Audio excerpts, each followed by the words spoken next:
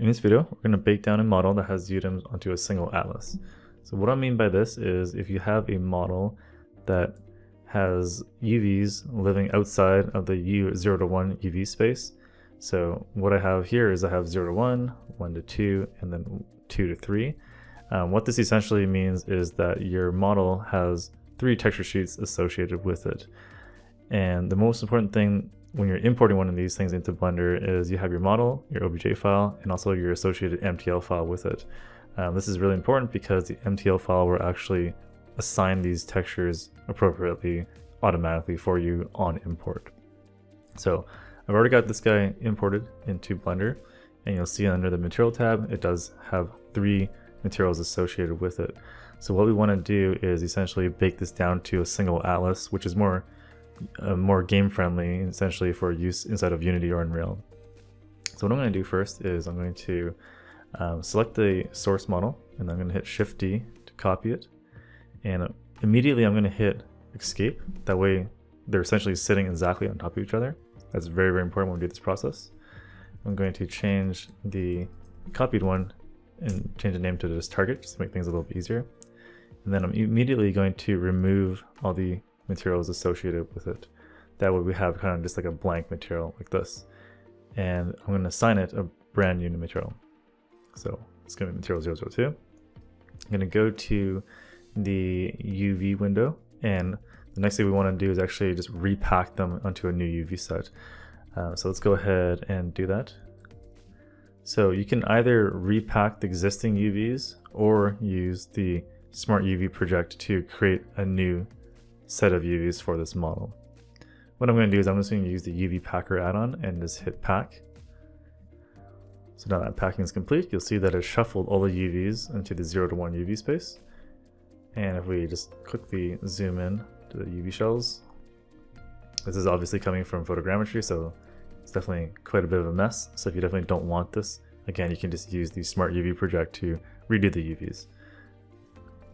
So now that that's done, we can jump into the shading window, and I still have the target selected. I'm going to create a new image texture, and I'm just going to hit new. This is going to be the new texture that we're going to bake it onto essentially. So just choose the appropriate width and height, and I'm just going to hit OK. And when we do this process, it's really, really important that you leave this texture selected. So what I mean by that is this white border around this new texture. So if I kind of click in the open area, you'll notice that the white border disappears. That means it's not the active selected texture. So you have to select this texture and don't touch anything else, okay?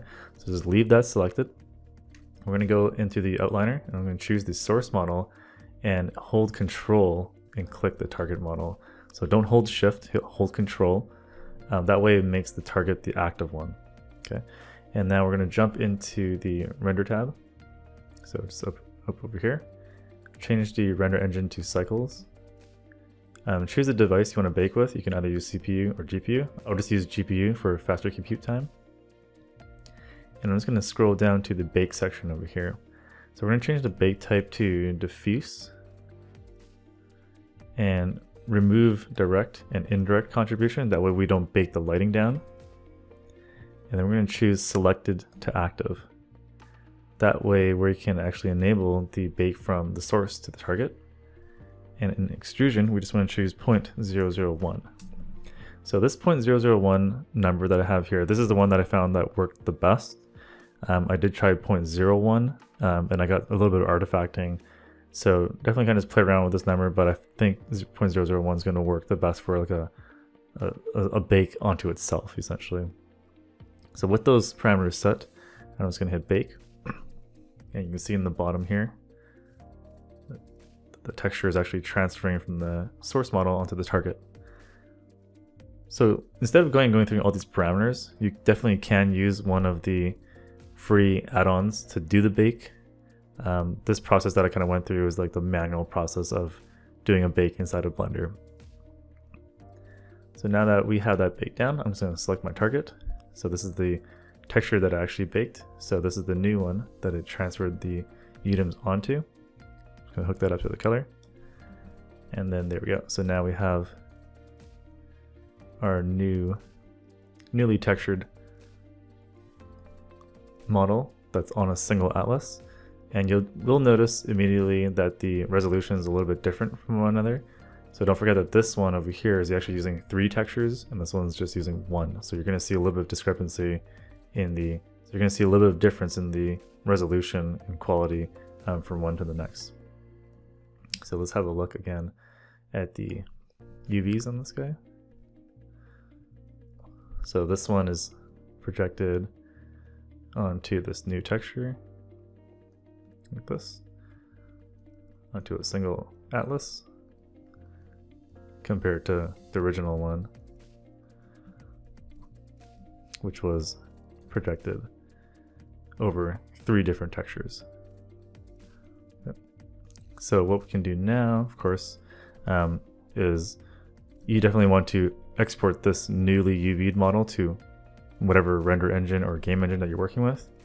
And of course go to image and then hit save as, and then just save that new texture to the directory of your choice. So this is essentially how I will transfer UDIMs onto a target mesh or a single atlas.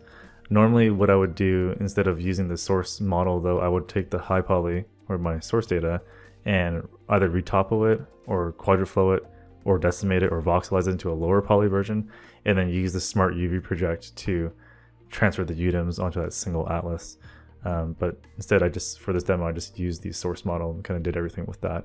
But this is how I transferred UDIMs onto a single atlas. It's a bit of a process, so if you guys have any other ideas or better ways to do this, definitely let me know in the comments below.